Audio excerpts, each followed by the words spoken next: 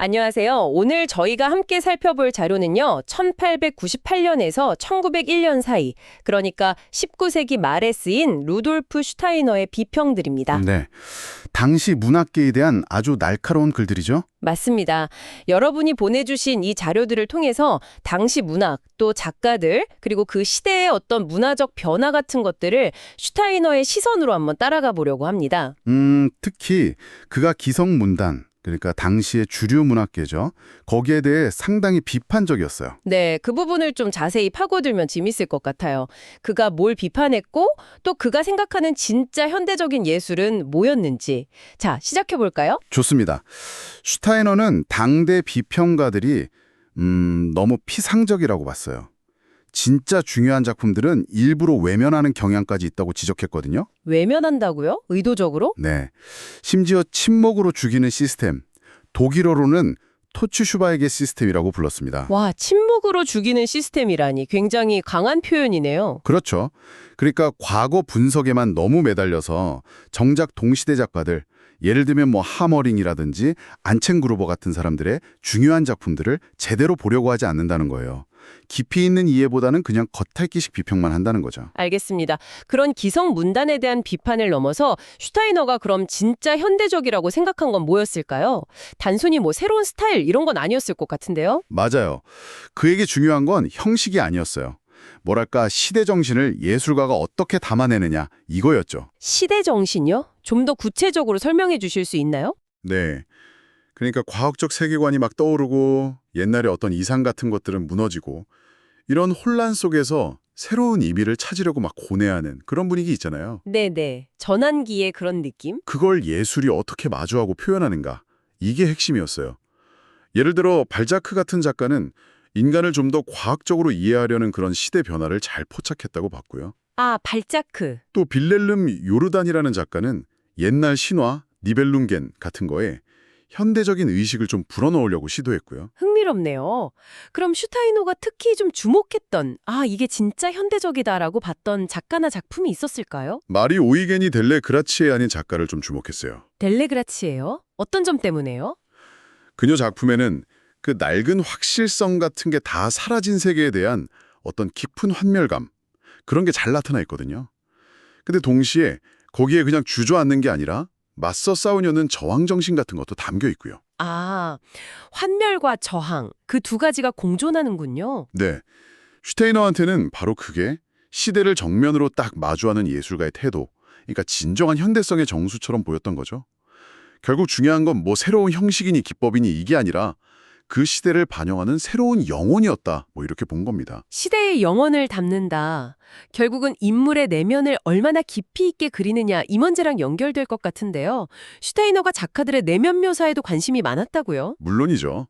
표면적인 리얼리즘, 그냥 겉모습만 그리는 걸 넘어서는 그 심리적인 깊이, 이걸 굉장히 중시했어요. 아까 말씀하신 안첸그루버 같은 경우도 그래서 높이 평가한 건가요? 정확합니다.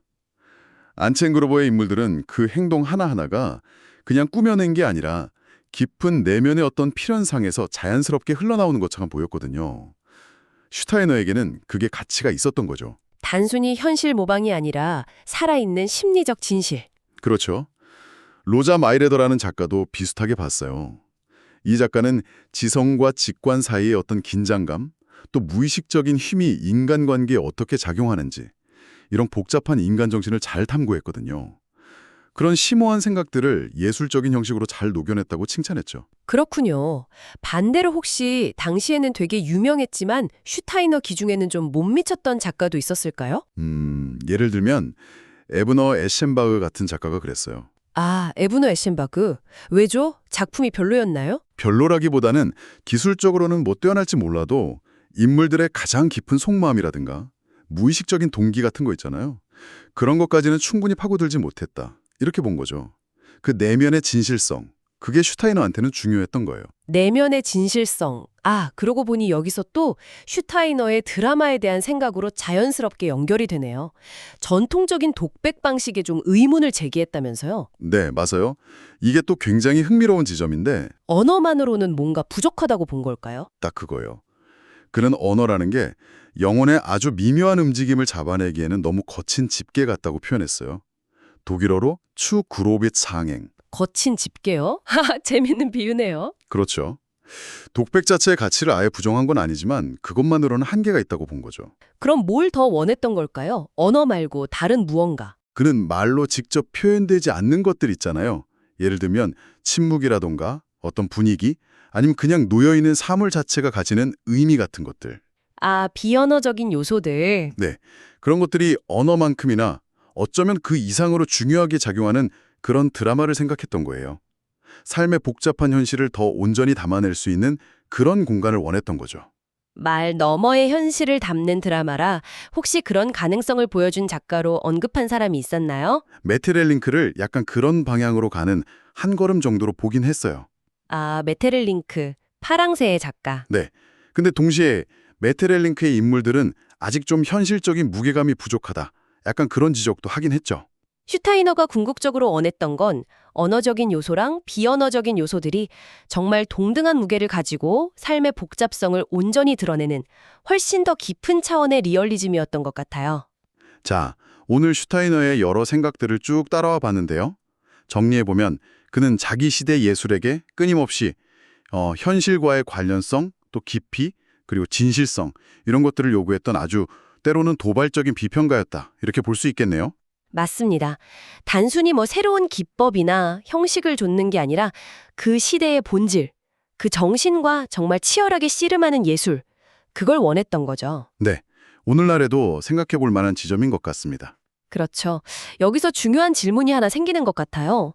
진정한 예술 이해는 단순히 형식을 분석하는 걸 넘어서 그 시대의 정신과 정면으로 마주해야 한다는 슈타이너의 주장. 이걸 오늘 우리에게 적용해보면 어떨까요? 어떤 질문일까요? 익숙하거나 혹은 비평가들이 좋다고 하는 작품에만 머물러 있진 않은가. 정말로 지금 우리 시대의 어떤 불안이나 질문들을 담아내면서 우리의 세계관에 도전하는 그런 동시대 예술과 얼마나 진정으로 마주하고 있는가. 와, 정말 중요한 질문이네요. 네, 여러분도 한번 스스로에게 물어보시면 좋을 것 같습니다. 오늘은 여기까지 할까요? 네, 오늘 깊은 이야기 감사했습니다.